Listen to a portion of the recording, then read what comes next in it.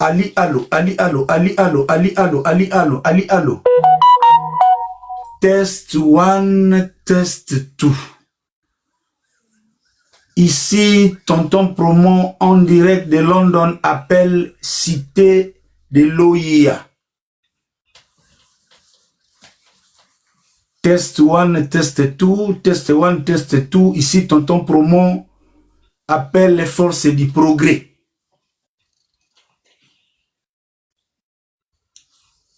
Test 1, test 2. En direct de London, Tonton Promo appelle Augustin Kabouya. Ali, allo, Ali, allo, Ali, allo, Ali, allo. Ici, appelle Fachi Béton. Test 1, test 2.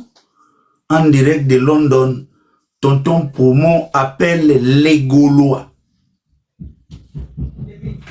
Test 1, test 2. Ali, allo, Ali, allo.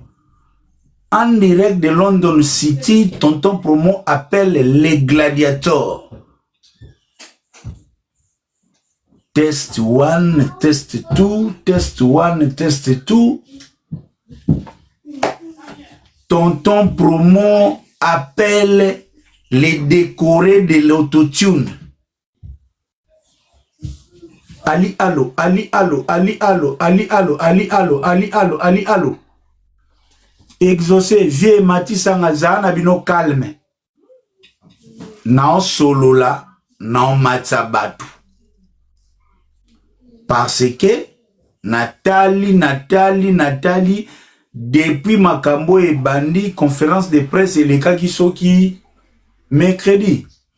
Conférence de presse et l'équipe mercredi, ti lelo Makambo et Silate.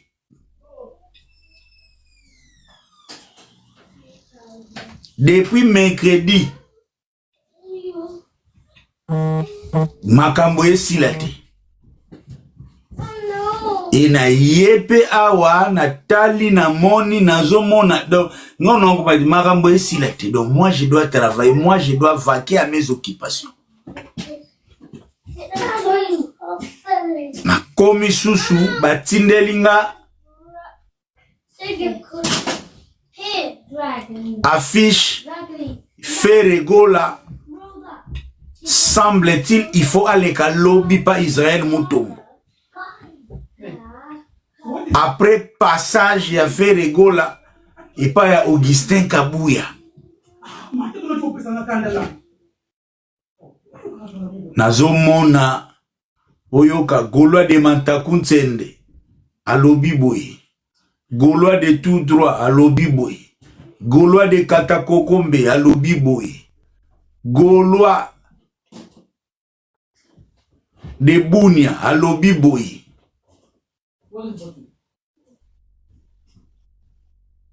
Naye, en ma qualité de IGF de la presse et leader d'opinion, Naye, Ngasko, Nazo Pesape point de vue nanga, et je vais guider cette discussion.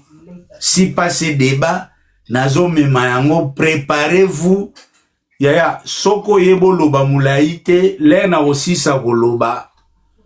Les gens qui monteront ici, chacun aura 2 minutes chrono.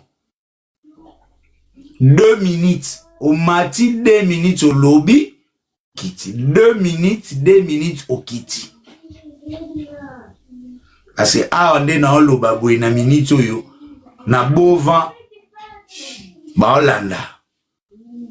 Na palais de la nation, ba Hollanda. Na cité de l'OIA, ba Hollanda. Na Goma, ba Hollanda. Donald Trump, ba Hollanda.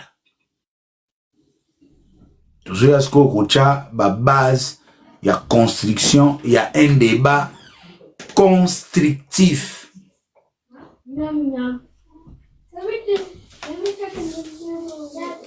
Donc, Ndengezawana, ba modérateur na yebi que sur 2600 prisonniers de guerre, j'avais libéré 1000 prisonniers de guerre. Donc, je voudrais vraiment que mutu na mutu azala na regeza par rapport à par rapport. Bon, chers amis, ce qui est sûr, programme et salami lobby Ferregola est censé jusqu'à preuve du contraire que les Kanabosolo na politique na 20h heure de Kinshasa. Bah non, pe ata besoin doublé. Doublé. Ma passa pardon kana nbana ko weza makamba mboka please. Hein? Bana ngo kiteti balanda ya no mbali. Balanda yo mungo.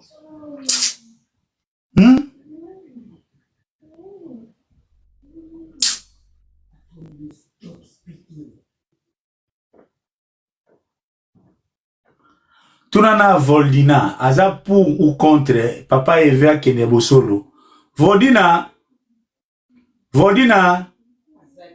aza c'est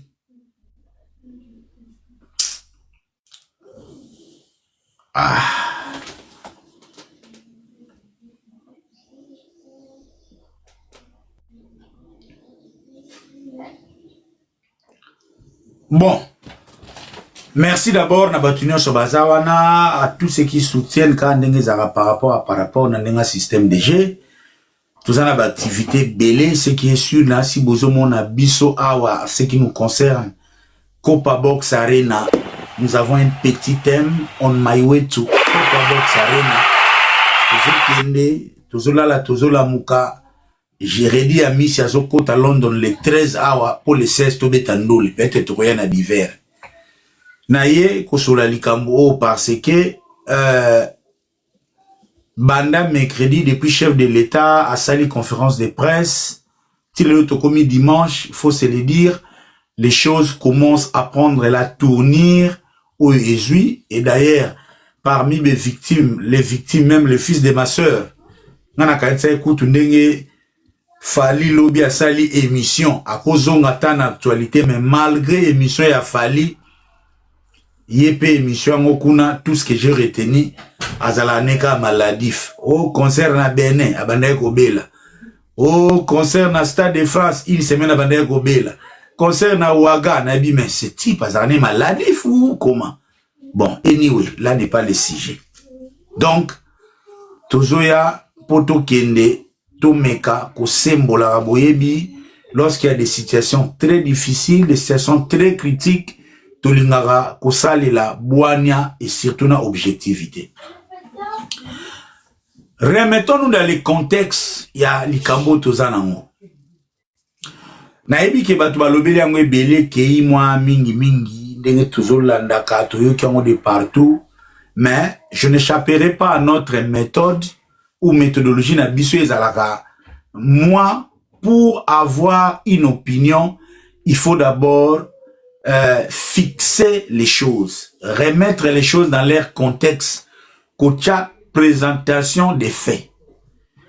Qu'est-ce qui s'est passé pour Lelo Tokoma na niveau Oyo, ba fanatique qui a fait Regola, baza ko s'exprimer de manière disparate pour revendiquer quelque chose, chacun selon sa manière. Oaza edikaye na français, Oyaza ya ebebe bonga ye na ndenge na ye, nous ne pouvons pas répéter ba contexte nyonso wana. Mercredi, chef de l'État, il devait tenir conférence de presse.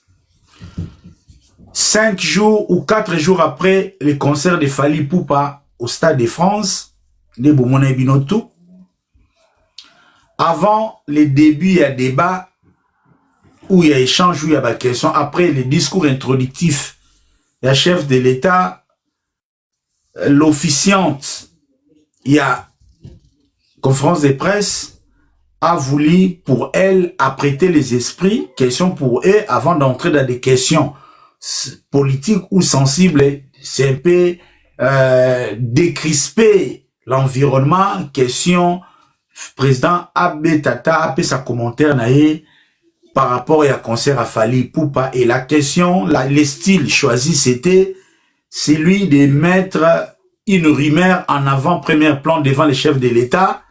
Voyez, bah, pour poser la question, chef de l'État, êtes-vous déjà rentré du Stade de France du concert de Fally Ipupa? Et c'est en ce moment que le président a choisi l'occasion pour dire s'il en avait l'occasion, à Lingara Zalawana. D'ailleurs, il encourage ceux qui y étaient, à la prochaine fois, s'ils ont l'occasion, d'y aller encore.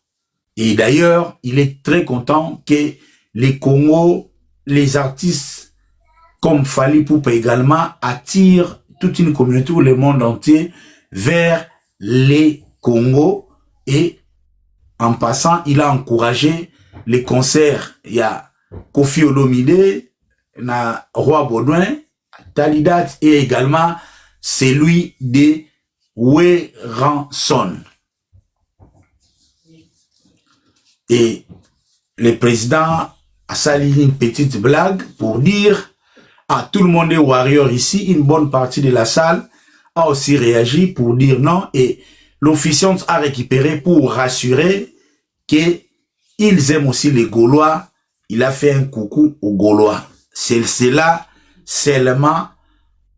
C'est, je pense, 2 minutes, il y a conférence de presse.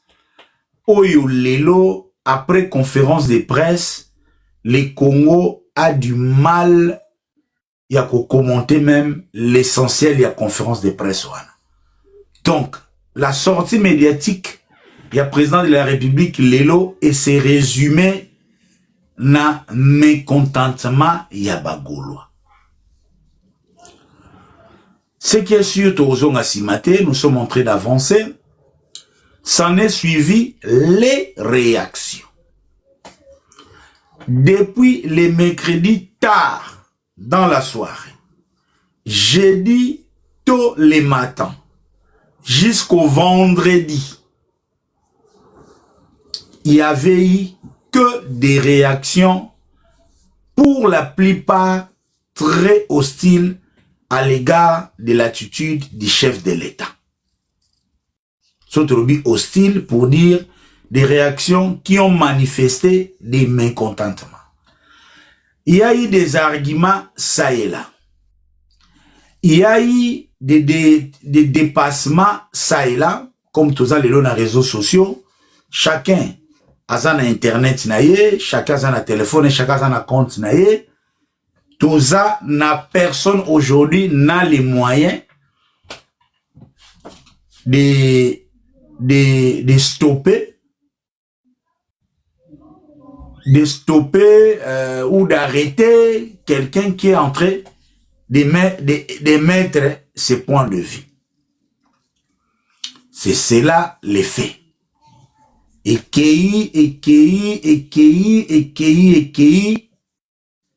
Nous nous sommes retrouvés avec une vidéo demain matin, hier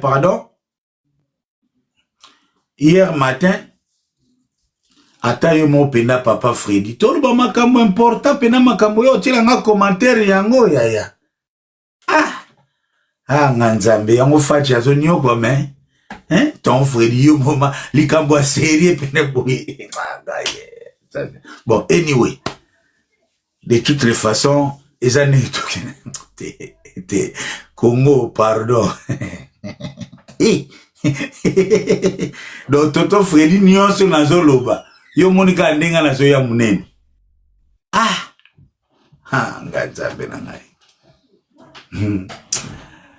Ngaye.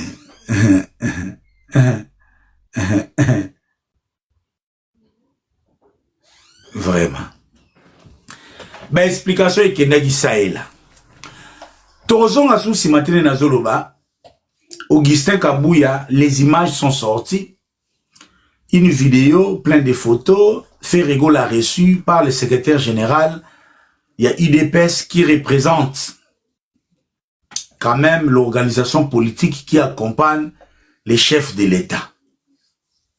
Vidéo Anebimi, pour beaucoup de gens, ils ont compris, il y a eu un souci pour que les calmes reprennent, pour que chacun azala na coin nae continue à s'occuper de ces histoires. Mais hélas, ni les photos, ni encore la vidéo de Ferregola n'a pu apaiser les esprits. Les choses d'ailleurs se sont écueillies dans un sens comme dans un autre. Donc, mutu na mutu a commis ko pesango signification na ye, mutu na mutu boye beaucoup d'histoires. Et au moment où nous parlons,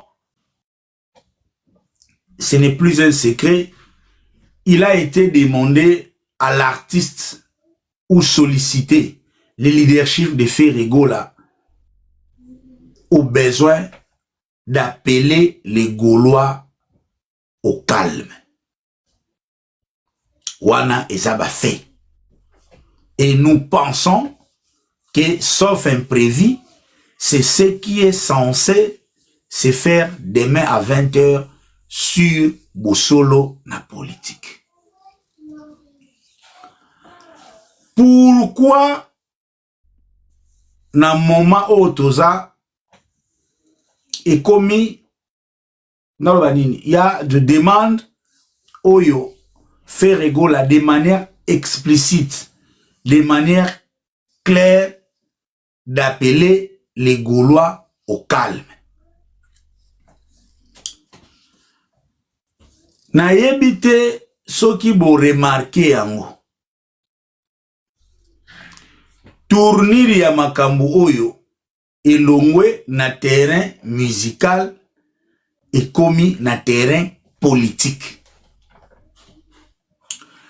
Au moment où nous parlons, ceux qui font les contrepoids, il y a régime ou il y a pouvoir. Parce que la communication, il y a chef de l'État qui politique. Il y a eu des aspects sur les prochaines visions. Il y a Kotala, si ou réviser changer la constitution. Il y a eu des sujets autour des sanctions contre l'ex-chef de l'État.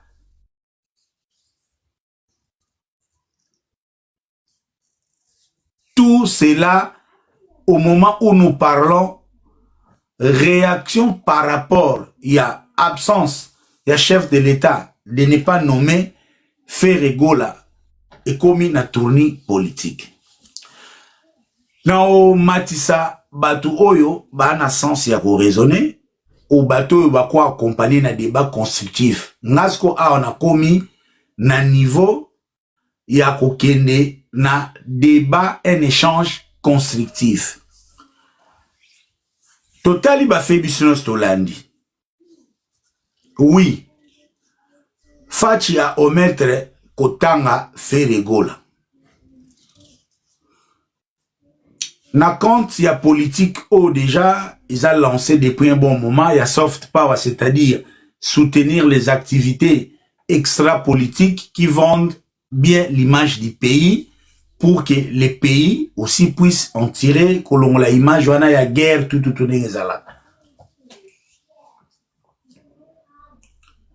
wana ezalaki option ou ezalaki na table. Mais les revendications des Gaulois sont allées donc c'est comme si c'est comme une occasion pour les Gaulois ont pris l'occasion de revendiquer ce que eux comme Congolais bamonara toujours comme une forme d'injustice. En passant par, depuis Fadam, en passant dans les conditions dans lesquelles Ferregola a voyagé, en vivant, en voyant les activités, Oyo et Salamaka, caractère au monde match moga international, tout ça, en passant même la francophonie.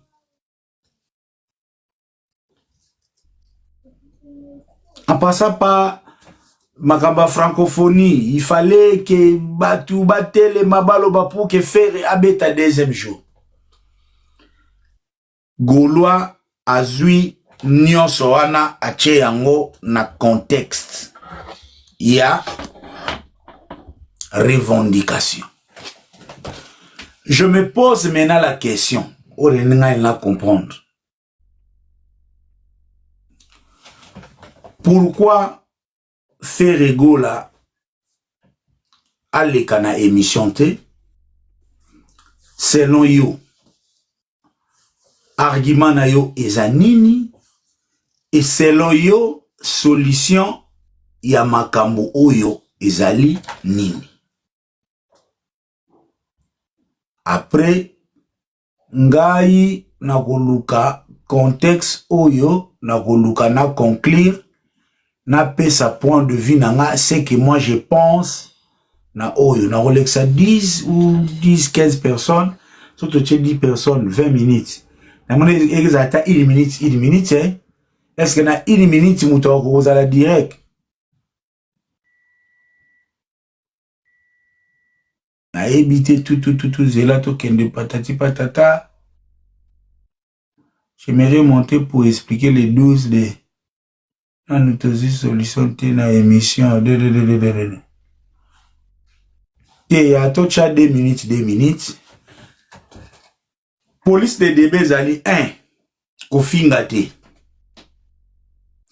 2. Respect ya bato ba Hollanda bisona yo mona no respect. D'ailleurs tu l'es non match be liboke ezalaka et do liboke ezanoka na bouton. Et Gaulois, comment entrevoyez-vous likambo o ici là? Parce que au moment où Tozali, il s'agit du chef de l'État. Le constat est que au moment où Tozol sur la makambo oyo, l'affaire est récupérée par les officines politiques. Nazomona batwa Lamuka, nazomona ba opposant, nazomona batwa Diongo, nazomona na batwa Kabila, nazomona na Pero Luara qui est un warrior. À un moment, deux faces, tantôt il semble prendre la cause de Ferré, tantôt Ferré aza amateur. Que je sache, Ferrego n'a jamais été un politicien. Que je sache, Ferrego Yasuka ezautu makambu ya CAF, abeta kiwana, chef de l'État azala kiwana. Que je sache, Ferrego sa beta à 2 reprises dans un concert privé en présence du chef de l'État. Que je sache, ainsi de suite. Il y a un autre volet. Est-ce que l'empire du mal ou encore le camp Fali a-t-il une emprise suffisante à travers les lobbies à Belgique pour amener les chefs à agir dans un sens oyo ezoko plaire bango wana ezape ba voler o ezalaka par rapport mais ngana linga tutikala na ba fait to koloba pe ngana oluka na conclure ngamo pe na bando pousser na no tuna ba question par rapport ya oyo ngana za nango na yebi. Mais tout ce que je sais peut-être faire rigola et mon lobby à témoigner yango. Le peu de temps Ferré Basolana Fachi lui a toujours appelé Jésus de Niance. Wananache Amadou Djabi témoin. Allô Jésus de Niance, témoin Amadou Djabi. Et Nena Lobaki Yango, Fachi n'est pas de la 5e génération. Fachi est du clan langa entre Zaiko, Papa Wemba Bevolo Koana tout nandenge lelo wengezali. Les autres circonstances, c'est à nous de voir ça analyser et aussi on va aller dans le sens. Est-ce que position oyo ndenge ba opposant ba récupérer situation oyo? Est-ce que il vous a la favorable pour un artiste? C'est tout ce que nous allons voir à travers 2 minutes. Soko ebi ko résumé te limbisange talio na bandi na kombo na moni liboso soko teza mafinga donc bosana.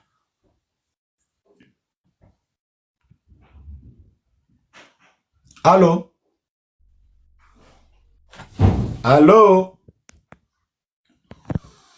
Papa, écoute, tout ça va jeter sur la connexion au boulot éliminé.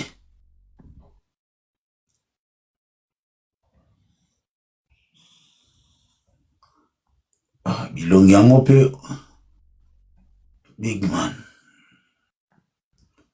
Bonsoir. Alors, Bonsoir, tonton Probon.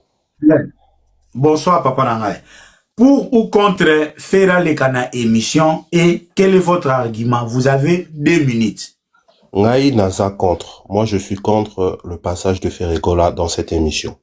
Pourquoi je suis contre? Parce que à l'heure actuelle, j'ai l'impression que Bakomiko est utilisé pour redorer leur blason, sans pour autant lui donner ce que les Gaulois veulent.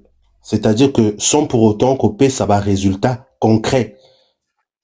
Bazo l'exaïe dans l'émission, mais pour quel résultat au final? Pour que Lobby et Zalalisou Bakanaï, pour que Lobby on puisse encore revenir encore sur les mêmes faits, les mêmes choses. Moi, je trouve que c'est pas approprié. En passant, mon cher ami, qu'est-ce que les Gaulois veulent en ce moment?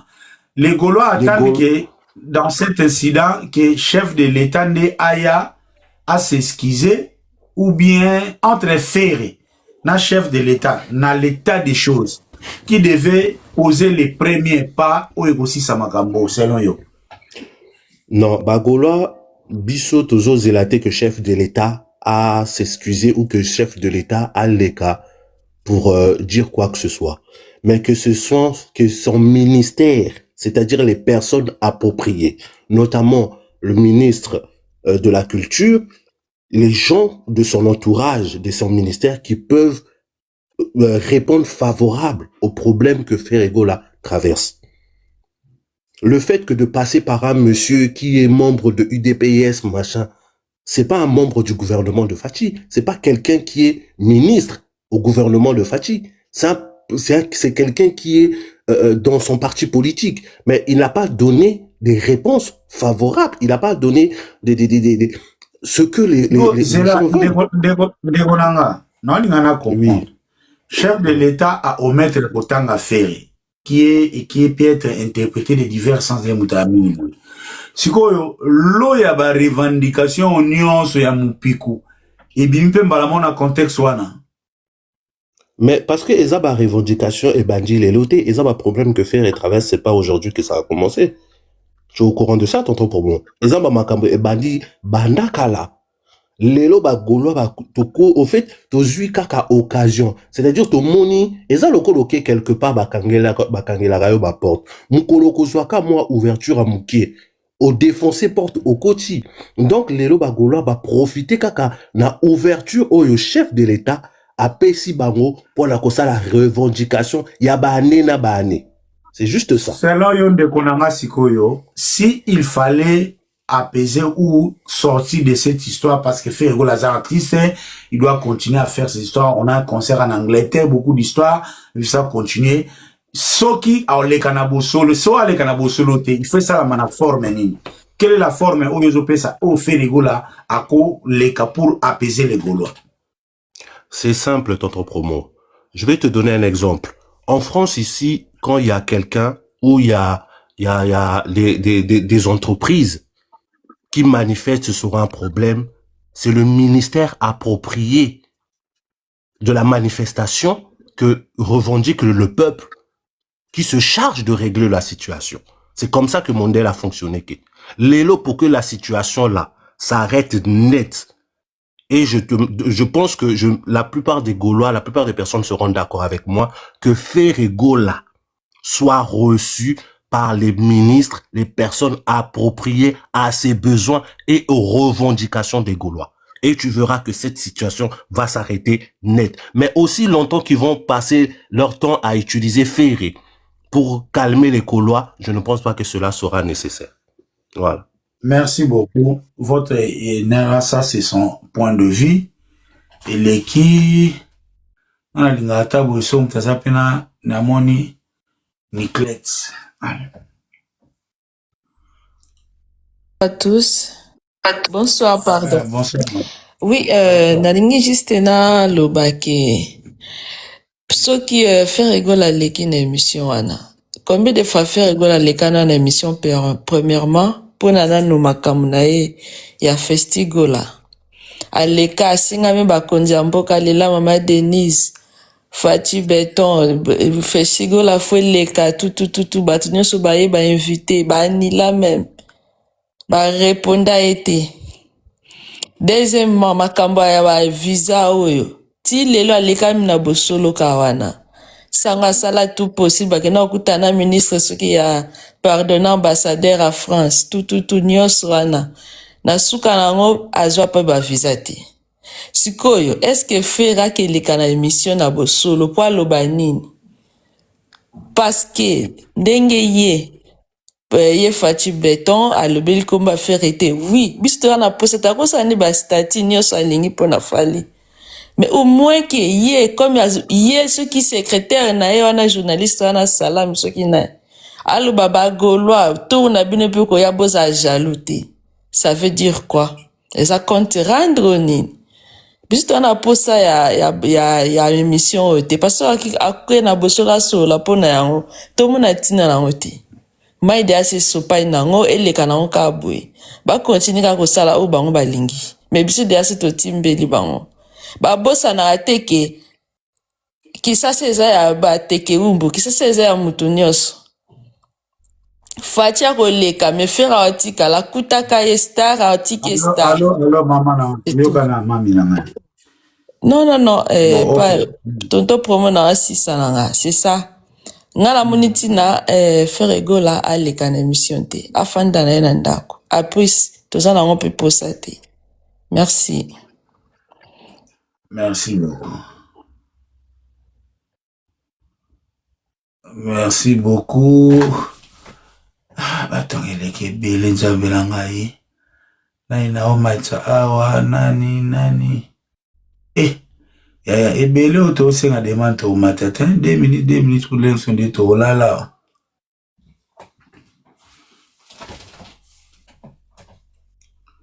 Yes, allô. Hello. Allô, maman, yeah. Bonsoir, tonton Promo. Yeah, bonsoir, maman. Ngana bengi kaka bon. Naina lobara ke je ne vois pas namoni na ngati na ya leka na émission te. Pour leka na émission est-ce que sera leki na émission na solution ezwami? Pour biso problème na biso ezakaka. Ba résoudre nanu problème na emuta ko lela ka l'air nyonso te.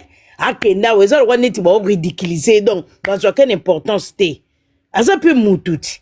Donc tout le baba visa et ça la babilongi bato bazo ba visa bato musu bakozo ba visa te. Ba résoudre nanu problème wana akenene kutu na émission te. Pona biso ke na été.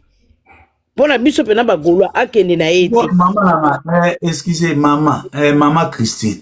Ouais. Non, va être sco. To ça qui na likambu batangi été. So comme une revendication il y a visa comment parce que toi par exemple tu as beau faire en Angleterre. Ouais. Mon européen ça va visiter ça Angleterre.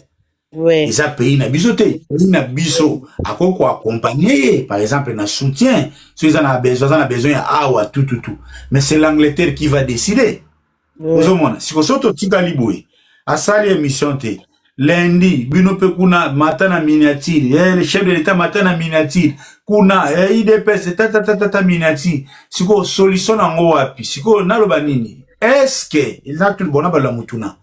Est-ce que attitude oyo boza sir que vous allez favorable pour l'artiste na bino?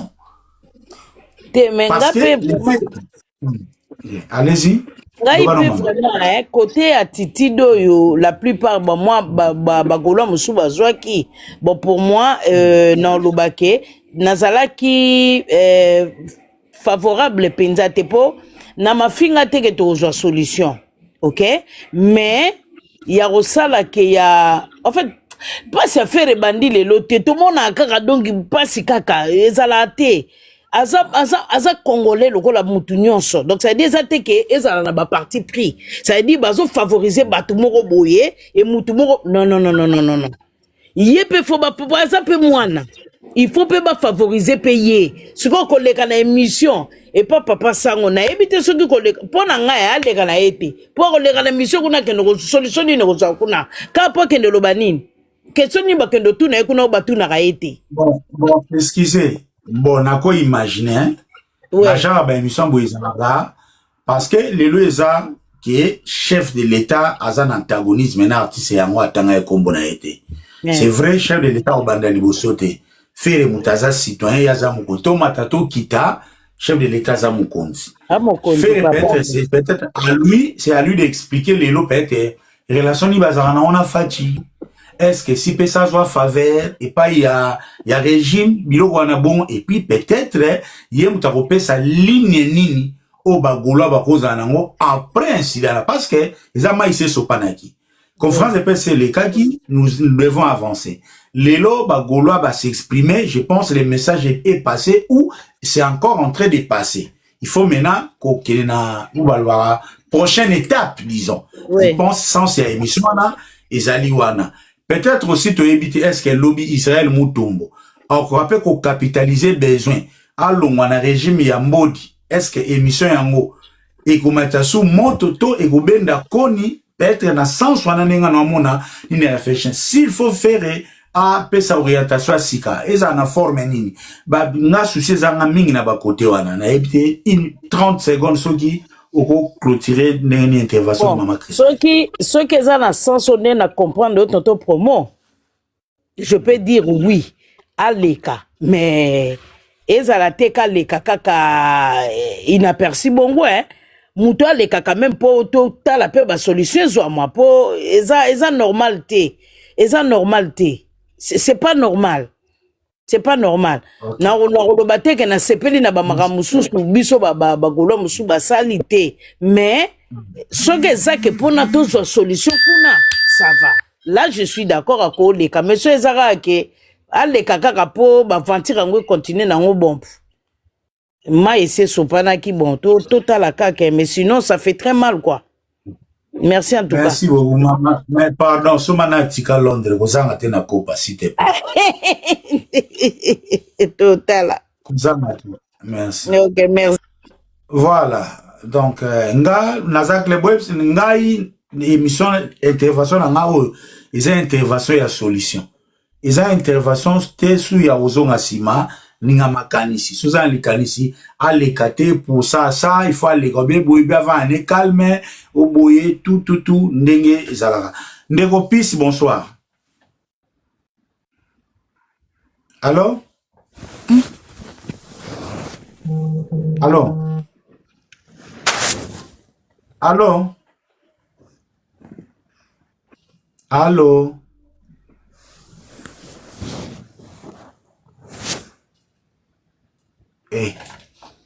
sorry ndeko pis na ngai nakena ndeko mususu ndeko gladiateur tonton promo bonsoir wana na mama glodada sorry mama glodada pona yo likambo ekosila ndenge nini est-ce que émission ya lobby papa kende toi kende te solution na ngezani poto bima to kende na ba activité obiso to zara na yo ngai personnellement j'espère que na ba golo nyonso ba kondima makambo na zoloba papa Hervé a kende te pourquoi parce que Israël Mutombo aza déjà ye aza na makambo ya politique je suis sûr que za neti moi piège moko boye ba yebi que non papa Hervé a solo la bien na Israël Mutombo a se défouler na makambo ebele na minute oyo na tuni siko na zongisi moi lina ni question moko boy na tuni yoka question papa Hervé sali nini papa Hervé a sali le côté mais to benga ngo eza papa Eva memi to loba charge ya leadership c'est-à-dire ba fan o balinga ye ba sepelite ndenge mokonza mboka azangisi kotanga ina contexte moko o atangi bandeko mususu e ba fan wana o baza ndenge ba monelaka traitement artiste na bango ba sepelité na mito bazo revendiquer de manière au bon bazo revendiquer et comme na escalade mususu so escalade wana il faut côté sanctionner. Ok, tonton promo sikoyo moto abandaki makambo oyo ezalaki papa Hervé ou bien ezalaki ye moko mokonzi ya mboka na minute oyo papa Hervé aza na besoin kokende pa mutu te.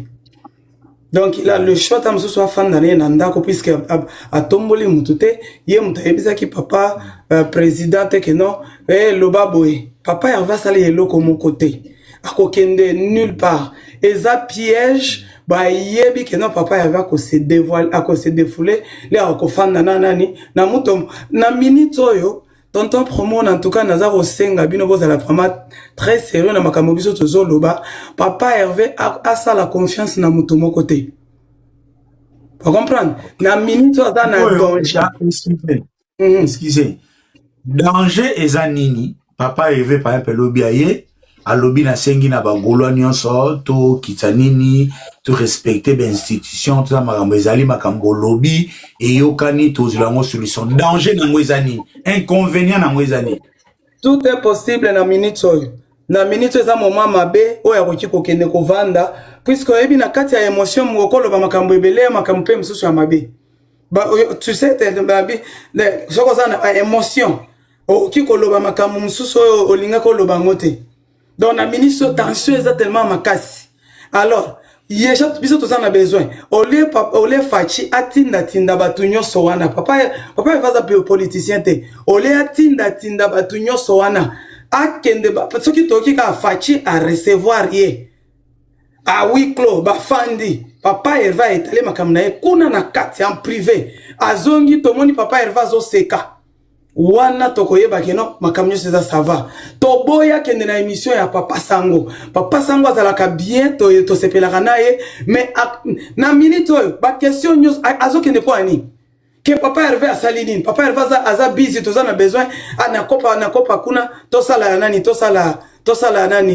concert alinga tu na ye nini toza na besoin papa Hervé kaka ye moko fachi ye moko abel ou bien ministère ya nini papa so na comprendre yo bien occupation sur ezali ke plateau ya ndeko Israël mutombo na pesi mbote moko eza pe risque po akoya pe na mbodi moko papa eva lobisus amemisu ngambo voilà risque là exactement donc na minute oyo akotune makambo ya fanjo opesa ki bango force moni place force to lingi bilo papa Hervé na azana besoin kokende kuna te sango a respecter biso pe to respectaka ye to lingaka ye mingi atika papa Hervé mutu na ye na minute mutu na ye azola la bien te. Est-ce que tonton promo yo na minute onengoza wana oyebeli papa Hervé okutanaki na papa Hervé na minute ondenge papa Hervé za puisque ozo mona ozo comprendre pression oyazana ekezana kati na ye. Tout d'abord aza obalo en anglais terrified is very terrified et puis akokende kuna for what did he do for him to go there? Na comprendre mami soki anglais comme l'essentiel so lingi message les parce que émission oyo bazolanda ikope ko contribuer soki lobi akoko monter ça piège ba piège oya biso ya mami na lobi maloba yo ikoki pe ko contribuer na solution a reporter yango minute eza tellement critique avant na ekimi atala ndenge makambo ezokende soki kato kike fachi alobi ke non na lingi na recevoir ou bien ministre ya culture alobi a recevoir bango mibale na nani wana ndeto akende sika mokote afanda na bova afanda biso toza na prière ba déranger biso te Saint-Esprit toza ko implorer. Merci beaucoup. Ok, merci. Tes questions, oyo na tu na umtoya après pour na to garder batu. Na yeba pete soki batu si basenga ki kala. Bilo kompeza la moto aye sima yende muta mati soki neni. Donc excusez-nous s'il vous plaît. Nazoluka natala ordre ndenge de koba bolingo bolimbisa ngai. Donc wana eza makanisi ya mama nga pona nga je pense que nous sommes en train d'évoluer. Mama préoccupation na ye ezali que il faut des signes où ezali non ezala ba signe où ezali vraiment contribuer qu'il y a des apaisements dans tous les côtés. De quoi n'a pas eu à Senga qui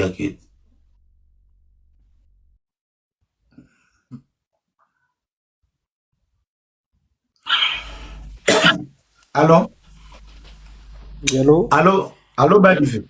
Allô? Oui, bonjour. Tonton Provo.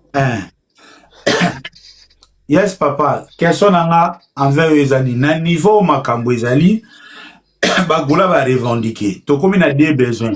Besoin à considération et à faire ego là, na besoin à respect à l'institution présidente de la République. Selon yo, proposition na yo ezanine. Est-ce que passage à faire ego là na bo solo à s'adresser na bagolo bien à expliquer contexte à makamsu to éviter et ko aider na ko apaiser situation yo makamsu ezanine.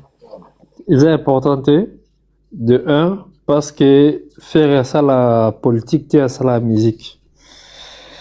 Et puis de deux, musique est un domaine culturel, culture est un sentiment à moutou. Au jour d'aujourd'hui, sur la bien na histoire, football, autobetara lelo, et outa na politique. Bakata roi moko moutou, et comment on betara na makolo, ya comment le football. Donc, c'est un domaine moko très très glissant. Et c'est au naba conseil à politique ya fachi ba chat des fois ba des à côté na bango ba landela makambazo sala na politique na musala na bango parce que aza mutu ayaka musala aza conseiller à fachi mais soka ye musala aye conseiller de la République oche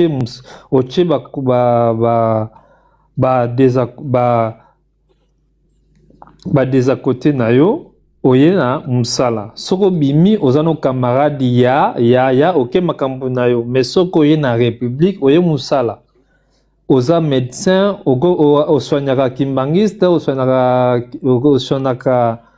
osoignaka chrétien osoignaka mutavuvamu osoignaka bato nyonso ba politique mais soko oye na musala ya République otiki des à côté na yo osali makambo ya République mais c'est pas le cas pour le moment na makambo na gouvernement ya fachi. C'est ça qui révolutionne le pays. Soko landi bien Ben Ali alongwa parce que Ben Ali alors oui olobi bien faire asa politicien asa musicien, je suis d'accord avec vous, mais la zone d'appel développement na yo, est-ce que likambo na niveau est commis vrai ou faux est commis na tournure politique? Oui. Et comme la tournée politique, qu'on fait repos à Tikala na contexte n'est comme un musicien. N'est-ce pas qu'il doit contexter la situation et appeler ses troupes tout Tikala na contexte musical parce que les lots même bon, question à retourner à bouiller. Qu'est-ce que faire doit faire maintenant pour dépolitiser la situation pour la revendication ya bateau ba ça la contre-pouvoir nasima ya kombo na ye en fait ma comme sur le na quitté personnellement situation technique permet de continuer na yo na e bateau soto za ndenge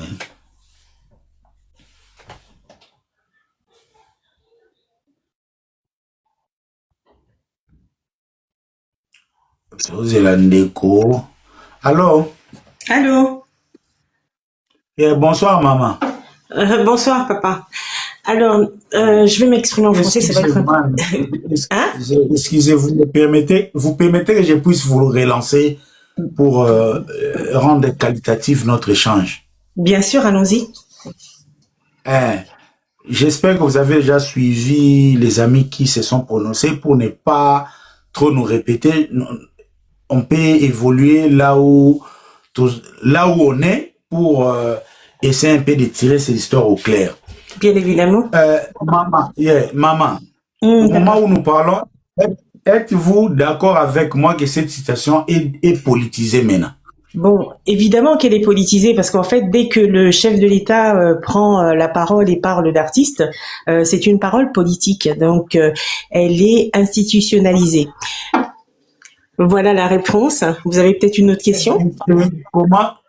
Comment maintenant l'artiste, que peut faire l'artiste pour se dépolitiser de cette situation pour que les Gaulois, qui n'est pas une organisation politique, restent maintenant dans le contexte artistique pour ne pas que les choses puissent déraper dans un autre sens? Qu'est-ce que l'artiste comme autorité morale peut faire? Alors, moi, ce que je comprends, là, en fait, pour que l'artiste ne sorte pas de son domaine, c'est-à-dire l'art musical, il faudrait, et puis, bon, en fait, il y a deux choses. Là, il est vraiment entre le marteau et l'enclume. Je pense qu'il faudrait qu'il accepte une émission de toute façon, parce que là, c'est trop tard. Les Gaulois, les gladiateurs, c'est quand même lui. Vous voyez, ces gens agissent pour justement, protéger leur artiste, et c'est normal. Maintenant, il ne pourra pas refuser sur la longueur une émission. Vous voyez. Maintenant, moi, ce que j'aurais vu, simplement en participant à votre émission, c'est que qu'il en fasse également, parce qu'il pourra pas refuser, qu'il fasse que cette émission lui serve à lui également. C'est-à-dire que ils peuvent préparer l'émission, il peut avoir les questions. Comme ça, il peut, avec son équipe ou d'autres avocats, préparer les réponses, mais en même temps que ce soit qu'il y ait une visibilité pour lui, c'est-à-dire que à ce moment-là, il peut faire un concert ou sinon nous proposer quelques chansons, voilà, pour pouvoir montrer également son art et avec toute son équipe, afin que l'on comprenne que le fait qu'on lui refuse des visas, ça empiète quand même sur la qualité des concerts qu'il donne en France, par exemple, ou à l'étranger. Qu'il fasse un plaidoyer pour lui. Et pour l'émission de demain, quelle est votre opinion sur l'émission sur Bossolo demain 20h? Non, je pense qu'il faut qu'il reporte. Là, c'est encore un peu à chaud. Qu'il reporte, qu'il prépare une émission, ou c'est-à-dire que lui mettra encore son art en lumière. Une émission que nous suivrons tous, Gaulois, gladiateurs, et puis amoureux de la bonne musique, de la rumba congolaise, patrimoine de l'UNESCO. Vous avez autre chose à dire? Non, c'était tout. Merci beaucoup, madame. Merci, papa. Au revoir. Au revoir, maman. Voilà, wana isa makanisi ya ndeko zela nano.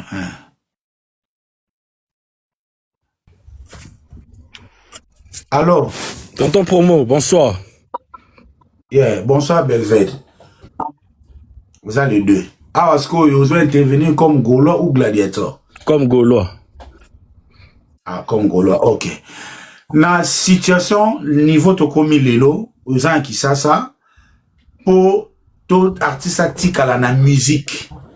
Tout l'ongwana likambo mezeze qui m'a cancionné zana ni na vato yeba suite au pesa na émission. Pour na ma cancionné zani. Bon, Tonton Promo, merci pour na malobope singai. Je pense que o nazope ça n'engage personne et ça point de vue ou cause la yangai moko.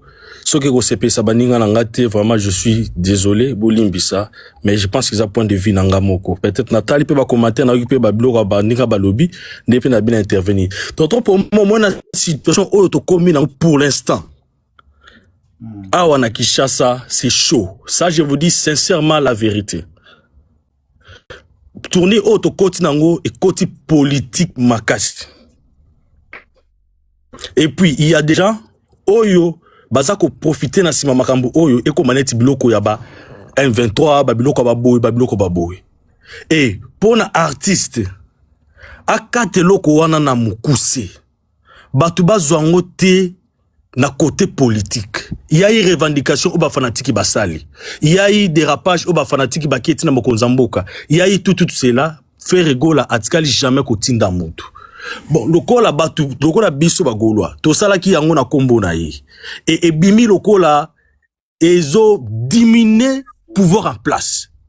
papa Hervé ndenga zawana biso bagolan toza boye toza na code 16 et bébé bongo puis toyebi 12 ndenge zalaka bon comprendre 12 ndenge zalaka tokoki ko faire face toi promo pardon tikela kata imi tokoki ko sala toko faire face na pouvoir en place ti na mboko oyo toyebaki Kabila asalaki 18 ans azalaki na aner azalaki na demia azalaki na makambutu mais pouvoir est déboulonné papa Hervé pour l'instant ezo bima lokola aza ko faire face na gouvernement et puis biso moko bagolo tala papa Hervé aki akutani na Kabuya biso moko bagolo to comme les sous ko sala banalise dans l'essence au monde kutu papa Hervé atikali kotanga kombola été papa Hervé comment tu sala boté atiko sala bo à ce moment là ba toi pouvoir pe ba konfala bi ah donc tipo yo alinga faire face na biso malgré tout biso to yebi makamundenge elekeli tonto bombo sabla to yebi makamundenge elekeli to yebi combien fois faire azako souffrir na mboka opona kemonter ba visa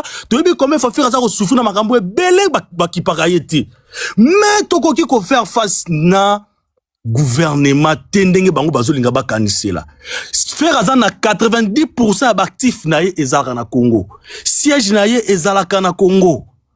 Donc, s'il faut même, président na biso, Ferregola, ce qui est na wana zope na zolo baka, so ezaki a lobby ke lobby, a leka émission ndenge zo leka kino na ba propos na émission lobby, a glissé place moko ko zala kino pour na Félix Tshisekedi Tshilo Mokonza Mboka a loba kino. Bon, Mokonza Mboka naza désolé par rapport ya makambo ezai de la. S'il faut qu'il y a lobango, ce qui est ko salima ki a loba bongo. Bon, et pas l'anga et aussi l'anga ni chaud ni fort dans la surprise. Ça, je vous dis sincèrement, tonton Pomo. Tourni o et koti poli. Ba tumsu bazolo ba o bazolo ba awa. Baza peut-être ba yebi politique à Congo n'inge fonctionnarati. Ba yebi politique à Congo n'inge fonctionne. Papa ba ko bote la yo, o ko zo ba infraction, o tika la. To zaki na mutamba awa. To balu ki la la pani na ndako kuna. Ba to ngolo la pa mutamba na ndako a. To suka wapi? Tosuka wapi to blinga te to sala faire face mutu na mutu nezo to yebani ba force tonton promo s'il vous plaît ouais to yebani ba force ndenge to zabo excusez pour to quantifier émission faisait à la iti de bikara merci la on a assis na chaki ezaki 2 minutes mais na tiki yo pour que les po ozana sens et vision pe mission sens o nga na saleli live oza pour na ko anticiper ba goloa ba se préparer à tout exact lobby Ferregola il peut aussi s'excuser au nom des Gaulois comme autorité morale il peut aussi appeler sa position que yé na fati bazalaka na problémité et puis à rassurer parce que mukolo moko te mukonji asa la gaffe eza la vraie na pays moko te mukonja ko banda ko s'excuser avant Ferregola. Donc aucune étape n'est pas par cette étape mais selon yo bamso bazo banga oui tout ça le bureau en a raison. Est-ce que émission ya sango na style ya Israël Mutombo oui c'est vrai audience ezali message et comment est-ce que ezo senga ba reporter ba proposer ba le ou encore ba tchaba mécanisme ko sala ke émission elle est bien même pour les autorités et moins pour la carrière et artiste c'est que ba question un polémique peut-être inutile ezalate yozo mona ngone nini ou bien so za na idée comment ça se prépare ce qui vraiment tonton Pomo ce qui vraiment na live oyo ba proche ba bureau ya papa Hervé baza ba conseil na ye bazali bazoyoka pona émission ya lobby ngaloko na kuboya ekozala toyoka combo ya Stade de France toyoka combo ya l'autre là wana pa na nga naza d'accord te na za na besoin ko yoka ngo même pas na matoyi nanga o comment tonton Pomo mais oui wana na za na besoin ko yoka ngo te mais soki ke no bazo tuna te wana na ke pour na point de vue nanga na besoin ko yoka ngo même pas to Israël mutombo soka za zoka biso ba question wana etali biso te et puis soki vraiment tonton Pomo pour na chiter tonton Pomo oyebi Afrique ndenge zo fonctionner bande ko na belé bana live no o bana poto bana mentalité poto bana démocratie à poto boza démocratie Afrique te boza démocratie Afrique te bona démocratie à poto Afrique na poto za biloko mi balé soki ngai lobby na kozala surpris te soki papa Hervé lobby boye que non ono ya ngai Ferregola na mouvement na nga na présenté to ba esquisse nanga par rapport ba fan nanga oyo ba loba qui peut-être dérapage salima qui na koma mokonza mboka. Peut-être je vous dois mes excuses le plus sincères. Na la surprise na ngote parce que na yebi Afrique ndenge fonctionnaka. Ils peuvent nous donner des infractions, nous amener des infractions auto jamais ko sala. Merci. Na yebi ke nonde na zaboye na leze ba gola mususu. Je vous dis, je vous dois mes excuses le plus sincères parce que na ba ki eza point de vue ko sala yanga. Peut-être bino boza na démocratie, poto na za démocratie Afrique. Bolimbi sanga soki na lobi mabe et choqué bino, mais je vous dis sincèrement la vérité, na cause la surprise ce que le papa va bomi moto. Voilà pour na bagolo na ye na bomi moto na gouvernement parce que to ça faire face na bango te mutambaza wapi kabila za wapi. Vraiment merci beaucoup. Ce qui na lubi mabe bolimbisa eza point de vue nanga to za biso tout famille libota. Merci beaucoup. Fait rigola na motema. Lobby bien, merci beaucoup. Bon, chers amis, c'est vrai hein? Bon, na matana batunga na rochité. Ils appellent Boutou Limisanga, les 5 dernières personnes. Et puis, ils ont ceux qui 30, ceux qui 50. Maintenant, les 5 personnes, 2, on a clôturé pour na biso, ils la biso un peu plus utile. Bah, divé, yo so senga ki yo, senga tizana, ota na so qui paie. Ba bolimbisanga na au-delà de ceux qui ba l'idée d'opinion pour ba nazo mona ninité oh c'est là donc si ma bande qui banda na tongo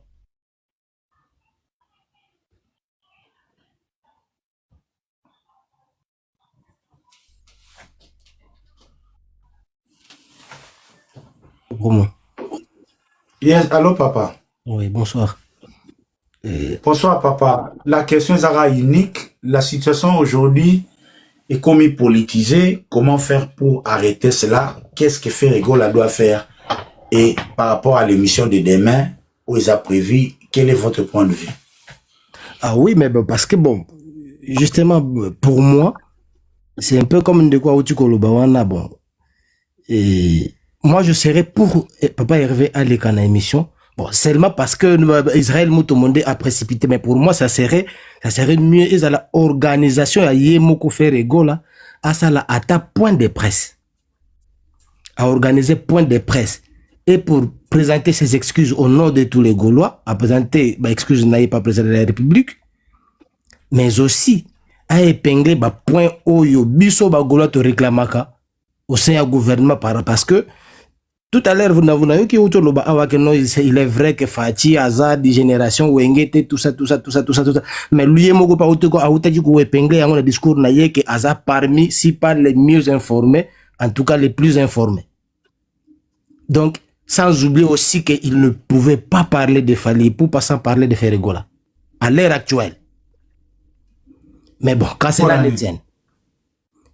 Azad chef, Azad chef, mais pour moi papa Hervé Lobi aleka na mais 6 fois qu'on aleka mais orientation na bino pe ba tonto promo et tant d'autres oyo ba ko diko na moi dire pas faire rigola suki ko diko yoka bo pese ma ba orientation ba piste oyo ye a ko diko ndinge a ko diko kendele parce que azape ba suba les émotions a ko pe ko déraper na mama loba na ba pression surtout na ba na mutu cha na face négative ça esquisse na entre Lukaga tovandi boye Ferregola zwi visa ba viser bungi tovandi bozo zela acha date mona mwana o fala na classe bakangie na prison tovandi ba vene na ndako conférence des frères de presse ya Fach mutanga lipe kutu concert yango ya stade apesa gi soutien buba bosani e komi susu yengambu ba gladiator ba baye na ngebele échanger tournis ko tolo ba ni Ferregola za makiso si la auto ezaka bénédiction renversée makambo yepeka po une fois pour toutes, Bagola va s'exprimer comme ça, chef de l'État peut soki bako sakaye ou babomelaga aye ba makambele kana mboka. L'électrique nous anine na contexte ou na côté wana. Main noire kaka partout tonton pour moi. Ça n'a pas main noire mais c'est seulement que c'est pour cela que je dis que serait mieux faire rigoler à ça point de presse à épingler babiloko nyonso ba injustice nyonso azo sibir si yemoko président Fati soit déjà les mieux informés, mais ceux qui ont informé, faire rigoler à épingler sur Babiloko wana, à rappeler Babiloko wana, et bah, pour les alaka faire rigoler par sa musique, rapport à mais Nathalie Chichi Olongoli Nathalie Chichi ça la sous demande Chichi Olongoli demande en ndengeni par sa musique rapport à ça là donc bablo mo ndenge wana ameka ko rappeler yango et na point de presse comme ça ils allaient un peu clair et du côté gouvernement et na côté na biso bagola